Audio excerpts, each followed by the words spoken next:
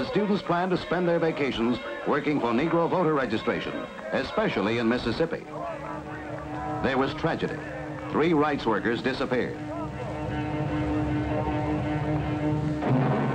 Their burnt-out car was discovered near Philadelphia, Mississippi. After 6 weeks, 3 bullet-riddled bodies were found buried in an earth dam. They were James Cheney, a Negro from Mississippi, and Michael Schwerner and Andrew Goodman, both white, from New York City.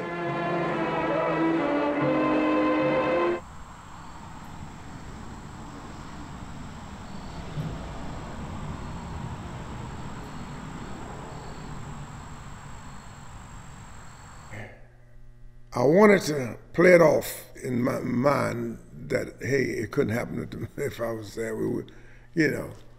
But then when it happened to them, then I knew it would have happened to me. I really thought that they were bad, but they weren't that bad to kill.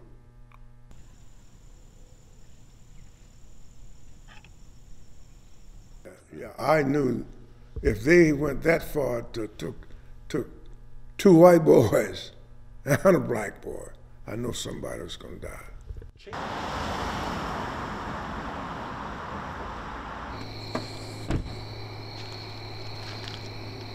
Never would have dreamed that we'd be at the same spot that we were 50 years ago. For Dr. Grady, and he just died about what? This day right here is rough. We've never had to do what we're doing. Going to have to do now as far as getting people to vote.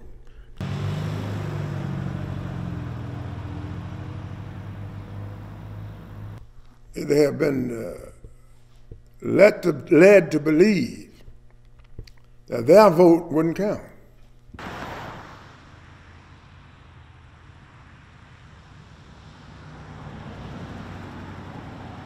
Most people's voices don't count when it comes down to vote.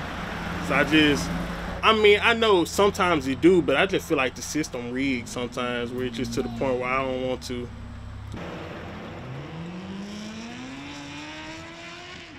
I feel like we're gonna be in the same boat if it was like one person in or one person out, or if this person gets in, this person gets elected out.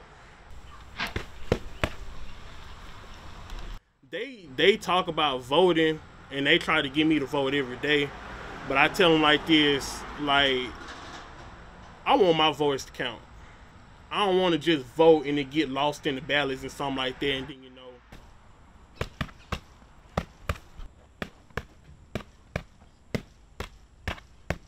that I kind of just tell her like the system is corrupt.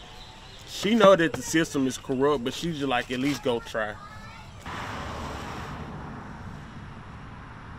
Cause like everybody can say that, oh, this and that, but if you don't get out and vote, you shouldn't even have an opinion about nothing that's going on if you don't vote.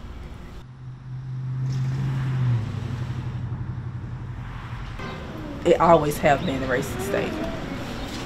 And you can tell, like, in certain areas, it's like some people still live by how it was back then, before my time.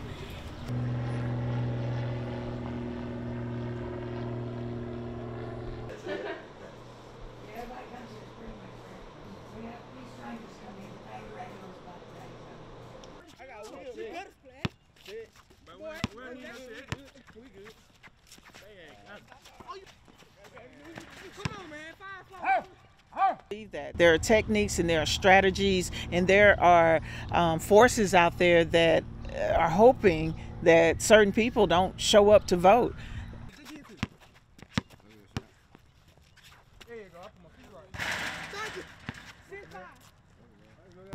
So any hurdle, kind of like when they used to have to count the beans in the jar, had to take and recite the Constitution.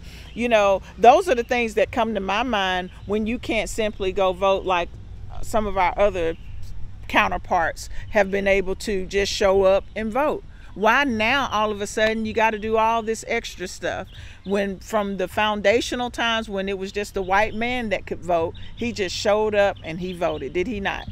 I believe that's how that worked then. But now all of a sudden, because women can vote, African Americans can vote, all these different people can now vote. So now we got to have all these processes. Now you got to make sure you have all of these things.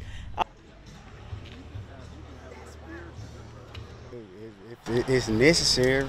It's necessary for us to vote. I'm a convicted felon. I can't vote.